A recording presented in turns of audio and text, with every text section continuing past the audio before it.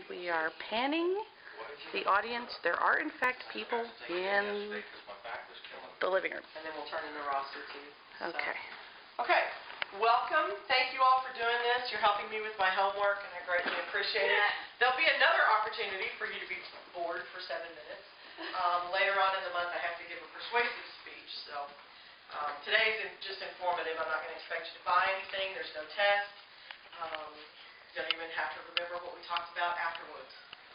Okay? It's not question and answer. You don't have to, I mean, you can grill me after, but during the speech you don't have to.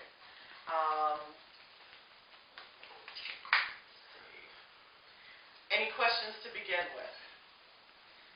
Anybody who hasn't been here in a while, bathrooms through there.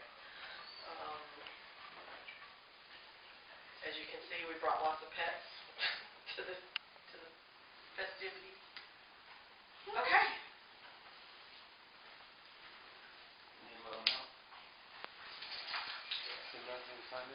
Jay only comes out when we bring out. Come on, Jay. Socializing isn't one of them. Go. Or you can put times 10 also. Sean, close Dad's computer. Thank you.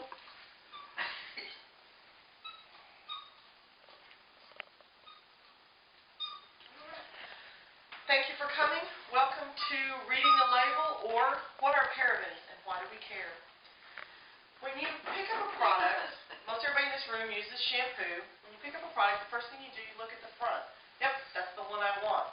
What you really need to be doing is turning that bottle around. You need that list of ingredients. There's usually about 5 or 6 lines full of chemical names that nobody knows what they are, nobody knows how to pronounce, and nobody knows if they're safe to use. Well, by the time this speech is over, you'll know how we got these names, what the ingredients do, and whether they're safe not to use, and what the FDA says are claims that the manufacturer can make but don't have to be substantiated. In the 1970s, the cosmetic industry wanted to be self-regulating. So they formed an organization called the CTFA, Cosmetic Toiletries and Fragrance Association. In 1973, they adopted a list called the Dictionary of Cosmetic Ingredients. It was adopted throughout the United States. Then in 1994, they became internationally adopted, and it changed the name to the International Nomenclature of Cosmetic Ingredients. Nomenclature just means names. According to the FDA, they had to then start naming them and classifying them in chemical groups. And some of the chemical groups are alcohols, OL, that's what you're looking for, the esters, the carbolic acids, fatty acids, silicones, those are just things that make things slick, proteins, and amino acids. Okay? Now we kind of know what we're looking at. Now, what do they do? Okay, the functional groups, there's almost 24 functional groups. We're going to deal with the 4 that are pretty synonymous with all of the ingredients that everybody buys. Okay, there are 6 sources of ingredients for cosmetics: plants, animals, minerals, petroleum, synthetic, and biotechnical. And once we get all those ingredients, then we put them in the functional groups. Okay? You have surfactants. That's one of the most important ones. A surfactant is a surface-acting agent. It breaks the surface tension of water, makes it so it's immiscible. So oils and liquids can mix together and become an emulsion. Okay? It also makes your shampoo foam, because consumers won't use a shampoo that doesn't foam. It doesn't mean it's cleaning. It's just the companies know that you won't use it if it isn't foaming. All right? Then you've got humectants. What those do is they work with the lipids in the epidermis, the oils in the skin, to keep the normal moisturization factor of the skin. Okay? Then you've got your pH adjusters. Skin is normally between 5.5 and 6. If you want it to clean, it's got to be less than 5.5. So you add things to it to make it more acid. Okay? And then you've got preservatives, because you want that bottle of shampoo to last longer than a week. So we put things in like methylparabens, which are made from petroleum, salicylic acid, things like that. Okay? Now that we know what the ingredients do, we want to talk about what some of the ingredients are that we don't want to see. Okay? According to the Cosmetic Dictionary of Ingredients, mineral oil is one of the worst. Okay? Cosmetic grade mineral oil is not bad for the skin, but it doesn't do anything. It sits on the surface like plastic. Non-cosmetic grade, which is what baby oil is, causes acne. Okay? It fills up the pores with gunk, makes acne on the skin. Lanolin. This was used for years as a moisturizer. It's the oil that's on sheep. It's between the skin and the wool.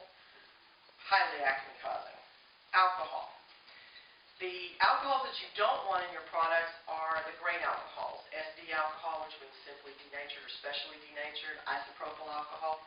Cetyl alcohol is fatty alcohol. We use it as a humectant. Sometimes we use it as a stabilizer. Those are okay. And then fragrance. Fragrance is the most allergy-causing ingredient in any product, especially when they add extra fragrance. Then you've got some ingredients that sound really chemical and don't sound really nice, but they're really great. You've got bromine and papain. Those are the enzymes in pineapple and papaya, respectively. They're high in antioxidants, high in vitamin C. They make a great stabilizer. They make a great humectant, and they also make a great cleanser. Then you've got propylene glycol. This one gets a really bad rap because it's the main ingredient in antifreeze. However, according to the FDA, the amounts that we use in cosmetics are perfectly safe.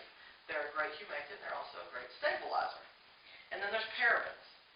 Now, the methylparabens that they make with petroleum are bad for the skin, but strawberries and blueberries have natural parabens. So most of the organic companies like Eminence and Aveda, they use those as preservatives. They're, again, high in antioxidants, great for the skin. Okay? There's some terms that the companies use, but they really don't mean anything. All natural. All natural sounds great until you think about it for a second. Poison ivy is all natural. You don't want that on your skin. Then hypoallergenic, all that means is there's no mineral oil in it. And again, they don't have to substantiate this claim in any way. Alcohol-free, that means there's no grain alcohols in it. Fragrance-free versus unscented.